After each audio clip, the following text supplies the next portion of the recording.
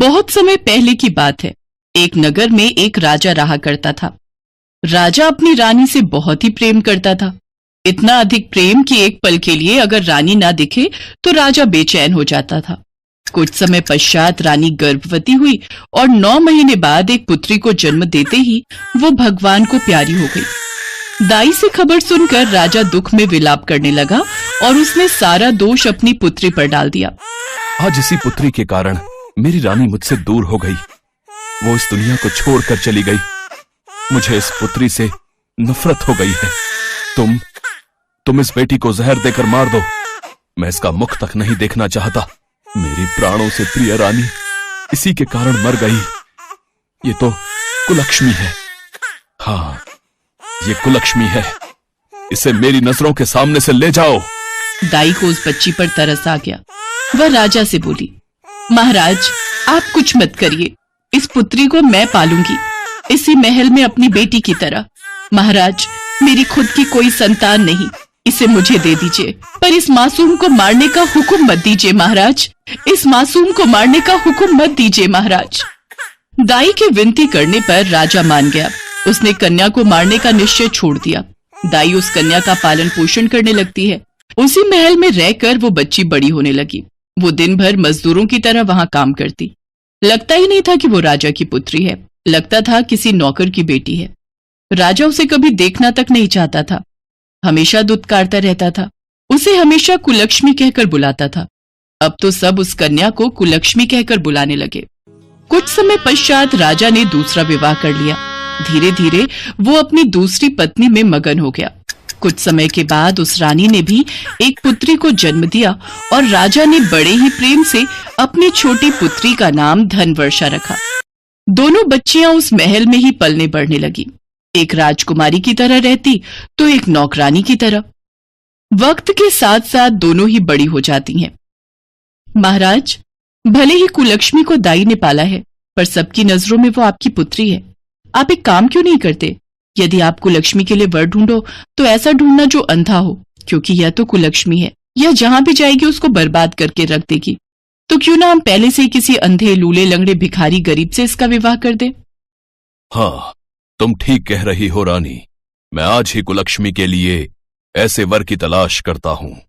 रानी के कहने पर राजा ने अपनी बड़ी बेटी का विवाह एक अंधे भिखारी से कर दिया और दहेज में कुछ नहीं दिया, जबकि छोटी बेटी का विवाह एक बड़े राजघराने में कर दिया और उसे खूब धन दौलत के साथ विदा किया। अब दोनों बेटियों का विवाह हो चुका था। दोनों अपने ससुराल चली गई।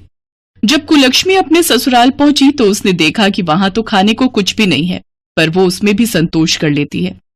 अगले दिन उसकी सास और पति भीख मांगने चले जाते हैं। कुलक्ष्मी को उनका भीख मांगना अच्छा नहीं लगता था। एक दिन वो अपनी सास से बोली, माँ आप लोग भीख मांगते हैं, ये सब देखकर मुझे अच्छा नहीं लगता और इतने में हम लोग का गुजारा नहीं हो पाता, ठीक से पेट नहीं भर पाता। आप मुझे आज्ञा दें तो मैं भी कुछ काम करूं। बेटी तुम तो एक राजकुमारी हो, महल में रही हो, तुम ये सब कैसे करोगी?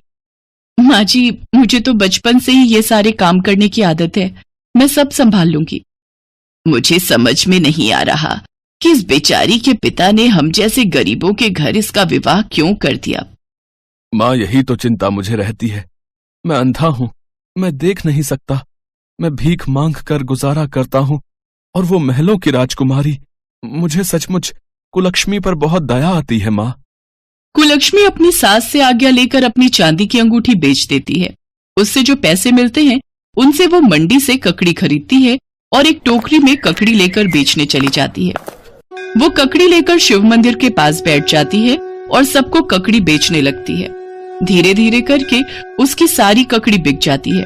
सिर्फ 2 ककड़ी बच गई थी। अभी वो उसे भी बेचना चाहती थी तो माता पार्वती को उसकी परीक्षा लेने की इच्छा हुई। माता पार्वती ब्राह्मणी का वेश बनाकर कुलक्ष्मी के पास पहुंच जाती हैं। हे पुत्री, मुझे बहुत भूख लगी है, क्या तुम मुझे यह ककड़ी दे सकती हो? लेकिन मेरे पास पैसे नहीं हैं, मैं तुम्हें पैसे नहीं दे सकती। कोई बात नहीं माँ, आप प्रेम से इस ककड़ी को खाइए, मुझे इसके दाम नहीं चाहिए। माँ पार्वती ने खुशी खुशी उस ककड़ी को खाया और बोली, बेटी मैं बहुत दूर से आई हूँ। मेरा पैर दुख रहा है, क्या तुम मेरे पैर को दबा दोगी? हाँ हाँ माँ, आप यहाँ आराम से पेड़ की छांव में बैठ जाओ, मैं आपके पैर दबा देती हूँ। कुलक्ष्मी ब्राह्मणी रूप में आई माता पार्वती के पैर दबाने लगती है। पैर दबवाते हुए माता पार्वती वहीं पर सो जाती हैं। अब जब लक्ष्मी देखती है कि माता पार्वती को ढेर सारा पसीना आया हुआ है, वो अपने आंचल की हवा माता पार्वती को करने लगती हैं। माता पार्वती सब देख रही थी, सब समझ रही थी। उन्होंने सोचा कि यह लक्ष्मी कितनी अच्छी है, कितने मधुर स्वभाव की है, दिल में कितनी दया भावना है। तभी माता पार्वती उठकर खड़ी हो जाती हैं। क्या हुआ माँ, आप उठ क्यों गई? आप आराम से सो जाओ, मैं आपको अपने आंचल की हवा कर रही हूँ। तभी माता पार्वती अपने रूप में आ जाती हैं। उन्हें अपने सामने देखकर कुलक्ष्मी हाथ जोड़कर खड़ी हो जाती है। उसकी आंखों में खुशी के आंसू थे। हे माता पार्वती, आपने मुझ अभागिन को दर्शन दिए, आपकी जय हो मैया, आपकी जय हो। हाँ बेटी, मैं तुम्हारी पूजा और सेवा से प्रसन्न हूँ। मांगो, तुम्हें क्या वरदान चाहिए? माँ, मुझे कुछ नहीं चाहिए, बस आपके दर्शन हो गए, मेरा जीवन सफल हो गया। बेटी, तुम बहुत अच्छी हो। जो निस्वार्थ भावना से दूसरों की मदद करता है, भगवान उसकी मदद अवश्य करते हैं। बेटी, यह भभूत लो, इसे अपने घर में ले जाकर सभी बर्तनों में और घर के हर हिस्से में छिड़क देना। इसमें से कुछ भभूत अपने पति को पानी में मिलाकर पीने को देना। उसकी आंखों की रोशनी लौट आएगी और तुम्हारे जीवन के सारे दुख दूर हो जाएंगे। इसके बाद माता पार्वती अंतर्ध्यान हो गई। कुलक्ष्मी ने घर आकर अपनी सास और पति को सारी बात बताई और वैसा ही किया जैसा माता पार्वती ने कहा था।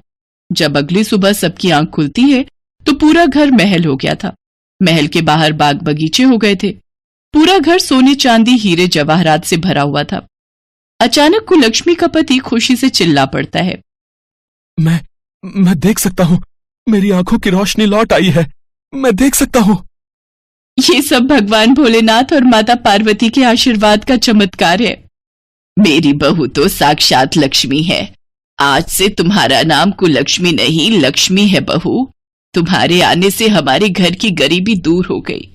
जीती रहो बहू, जीती रहो। राजा को जब ये बात पता चलती है कि उसकी पुत्री को साक्षात माता पार्वती ने दर्शन दिए और उसके जीवन में खुशहाली भर दी, तो राजा को अपनी गलती पर बहुत पछतावा होता है। वो अपनी पुत्री से मिलने जाता है और राजमहल में आदर सहित अपनी पुत्री और दामाद को बुलाता है। पहली बार राजा ने अपनी बेटी का आदर सत्कार किया, उसे सम्मान दिया और अपनी बेटी को हृदय से लगाया और लक्ष्मी नाम से पुकारा। लक्ष्मी को अपने पिता का स्नेह मिल गया और उसके जीवन में भगवान शिव और माता पार्वती के आशीर्वाद से सभी प्रकार की खुशियां आ गईं।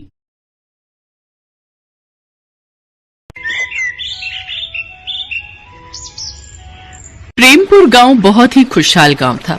अपने नाम की तरह ही इसमें रहने वाले सभी लोग एक दूसरे के साथ बहुत ही प्रेम भाव से रहते थे। बारिश भी समय पर होती थी, जिससे अच्छी फसल हो जाया करती थी। अगर कोई रोग बीमारी आती भी तो जल्दी ही लोग उससे छुटकारा भी पा लेते थे। सभी जगह खुशहाली ही खुशहाली थी और इस खुशहाली की वजह थी प्रेमपुर गांव में बना दुर्गा माँ का मंदिर। उस मंदिर में दुर्गा माँ की भव्य मूर्ति थी। सभी गांववासी हर रोज मंदिर जाकर उस मूर्ति की पूजा किया करते थे। एक दिन गांव का मुखिया सबसे कहता है, सभी गांव वाले मेरी बात ध्यान से सुनो। सालों साल चली आ रही परंपरा के अनुसार इस साल भी हम सब गांव वाले माता के मंदिर में बड़े धूमधाम से भव्य जागरण करेंगे। मैंने दुर्गा माँ के लिए शहर से नए कपड़े भी ऑर्डर कर दिए हैं। गांव की महिलाओं द्वारा माँ को नया लाल जोड़ा पहनाया जाएगा और उनका श्रृंगार भी किया जाएगा। साथ ही उनकी पूजा के लिए हर घर से थोड़ा थोड़ा दूध, घी उस दिन माँ को अर्पित किया जाएगा, समझे? अपने गांव पर दुर्गा माँ की विशेष कृपा है, इसीलिए सभी उस रात जागकर दुर्गा माँ का जागरण करेंगे। जागरण की तारीख आज से ठीक 1 महीने बाद की निकली है। आप चिंता मत कीजिए मुखिया जी, हर साल की तरह इस साल भी हम माता का जगराता बड़े धूमधाम से करेंगे। सभी गांववासी जागरण वाले दिन का बड़ी बेसब्री से इंतजार कर रहे थे। लेकिन जागरण से ठीक 20 दिन पहले की बात है। आधी रात का समय था। तभी गांव की रहने वाली सबसे बुजुर्ग महिला सावित्री काकी अपने हाथ से ढोल पीटती हुई और चिल्लाती हुई घर से बाहर आई। गांव वालों, जल्दी बाहर आओ, बहुत बड़ा अनर्थ हो गया है, अरे जल्दी बाहर आओ।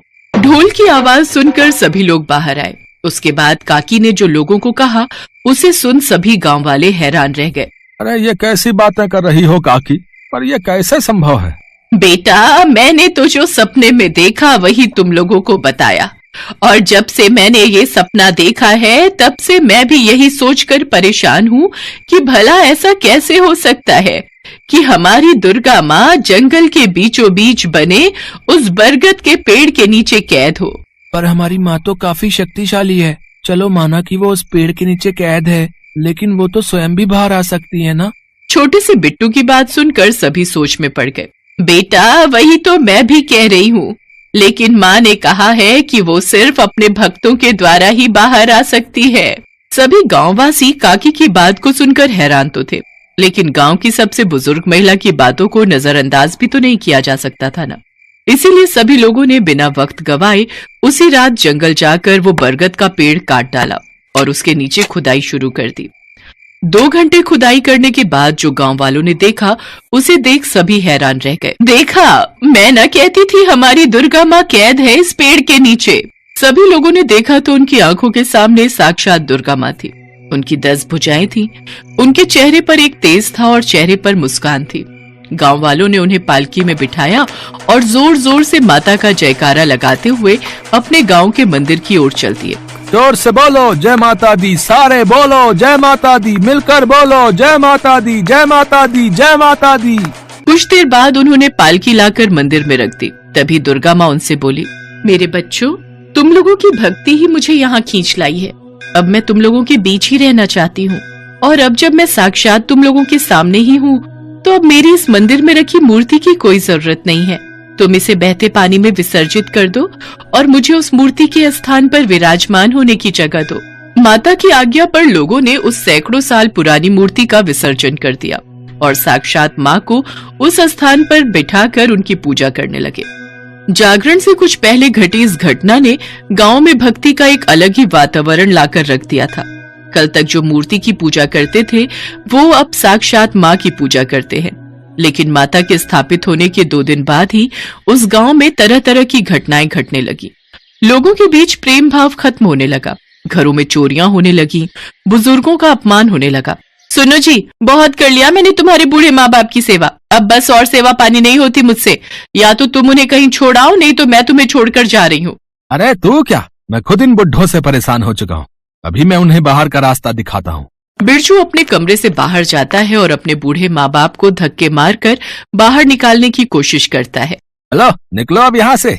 बेटा, कुछ तो हम पर रहम खा, अपने बूढ़े माँ बाप को कौन इस उम्र में घर से बाहर निकालता है।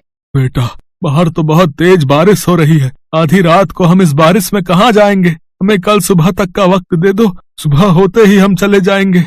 अजी, ये सब तो इन बुढ़ों का बहाना है। मैं कहती हूँ निकालो इनको लात मारकर बाहर। ये सिर्फ एक घर की कहानी नहीं थी, बल्कि हर घर में यही चल रहा था। भाई भाई से लड़ रहा था और बहन बहन से। औरतों के साथ जबरदस्ती की जा रही थी। लोगों के खेतों में आग लगकर उनकी सारी फसल खराब हो रही थी। कुएं का पानी सूख चुका था, लेकिन दुर्भाग्य का सिलसिला यही नहीं थमा और लोगों की अचानक मौत तक भी होने लगी। एक दिन सरिता की 5 साल की लड़की की अचानक से मौत हो गई। हाय मेरी बच्ची, ये क्या हो गया तुझे? उठ, अपनी माँ से बात कर मेरी बच्ची। लोगों को कुछ समझ नहीं आ रहा था कि आखिर गांव में ये अशुभ घटनाएं हो क्यों रही हैं, जबकि अब तो दुर्गा माँ साक्षात उनके गांव में विराजमान है। छोटे से दुर्गा भक्त बिट्टू के दिमाग में भी ये बात बार बार आती थी, लेकिन वो माँ का ध्यान करता रहा। लेकिन एक रोज उसके पापा का भी अचानक निधन हो जाता है। पापा, पापा, उठो ना पापा, अब मेरे साथ कौन खेलेगा? उठो ना पापा। लेकिन वो नहीं जानता था कि अब उसके पापा कभी नहीं उठेंगे। बिट्टू और उसकी माँ का रो रो कर बुरा हाल था, लेकिन गांव का कोई भी व्यक्ति उनका दुख बांटने नहीं आया। बिट्टू और उसकी माँ ने अकेले ही बिट्टू के पिता को अग्नि दी और उसका अंतिम संस्कार किया। रात को बिट्टू जब घर लौटा तो उसको नींद नहीं आ रही थी और वो गुस्से में उठ खड़ा होता है और कहीं जाने लगता है। तभी उसकी माँ, बेटा बिट्टू, आधी रात को तू कहाँ जा रहा है? माँ, मैं मंदिर जाकर दुर्गा माँ से पूछूंगा कि उन्होंने मेरे पापा को मुझसे क्यों छीना। ये कहकर बिट्टू गुस्से में चला जाता है। उसकी माँ भी उसके पीछे पीछे चली जाती है।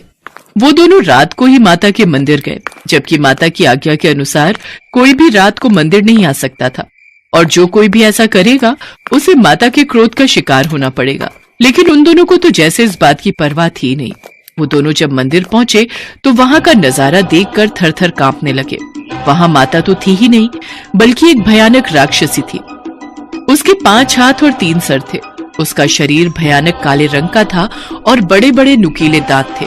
उनको देख राक्षसी बोली, कौन हो तुम और इस वक्त यहाँ क्यों आए हो? पहले आप बताइए, आप कौन है और हमारी दुर्गा माँ कहाँ है? दुर्गा माँ? मैं ही हूँ तुम्हारी दुर्गा माँ। अब करो मेरी जय जयकार। वो राक्षसी ताड़का थी। सभी दुर्गा माँ की पूजा करते थे। इस बात से वो बहुत चिढ़ती थी। वो चाहती थी कि दुर्गा माँ की तरह लोग उसकी भी पूजा करें। उसने तंत्र मंत्र की विद्या से कई काली शक्तियां हासिल कर रखी थी। उसने अपनी शक्तियों से सावित्री काकी के शरीर में प्रवेश किया और लोगों से झूठ कहा कि माता बरगद के पेड़ के नीचे कैद है। उसने ही ये सारी माया रची थी और वही उस पेड़ के नीचे कैद थी। अब मैं इस गांव की माता हूँ और अब तुम सब सिर्फ मेरी ही जय जयकार करोगे। ये सब मेरी ही रची हुई माया थी जिसमें तुम सब बेवकूफ फंस गए। बिट्टू और उसकी माँ ने जल्दी से अपनी आंखें बंद की और दुर्गा माँ का ध्यान करने लगे। तभी वहाँ जोरदार बिजली कड़की और साक्षात दुर्गा माँ प्रकट हुई। दुर्गा माँ, आप जय दुर्गा माँ, जय दुर्गा माँ। जय माँ दुर्गा। अच्छा, तो तू यहाँ भी आ गई। चल, अब जैसे मैंने तेरी मूर्ति का विसर्जन किया वैसे ही अब तेरा भी खात्मा कर देती हूँ। ये कहकर उसने अपनी मायावी शक्ति से एक तलवार प्रकट की और दुर्गा माँ की तरफ फेंक दी। लेकिन दुर्गा माँ ने अपने त्रिशूल से उस पर वार किया, जिससे उसके शरीर के हजारों टुकड़े हो गए और उसकी मौत हो गई। माँ, तुमने हमारे गांव को अपनी कृपा से क्यों वंचित कर दिया? लौट आओ माँ, लौट आओ। बेटे, अब मैं फिर से यहीं रहूंगी और इस गांव को छोड़कर कहीं नहीं जाऊंगी। जहाँ तुम जैसे भक्त हो, मैं उस गांव को नहीं छोड़ सकती। ये कहकर माँ ने अपना दाहिना हाथ उठाया और उससे एक तेज उत्पन्न हुआ। उस तेज से गांव फिर पहले जैसा हो गया। लोग प्यार से रहने लगे। कुओं में पानी भर आया, खेतों में फसलें उगाई और यहाँ तक कि इन दिनों जिनकी मृत्यु हुई थी वो लोग जीवित हो उठे। माँ की महिमा देख सभी गांव वालों ने माँ के नाम के जयकारे लगाए और बड़े धूमधाम से दुर्गा माँ के लिए जागरण किया।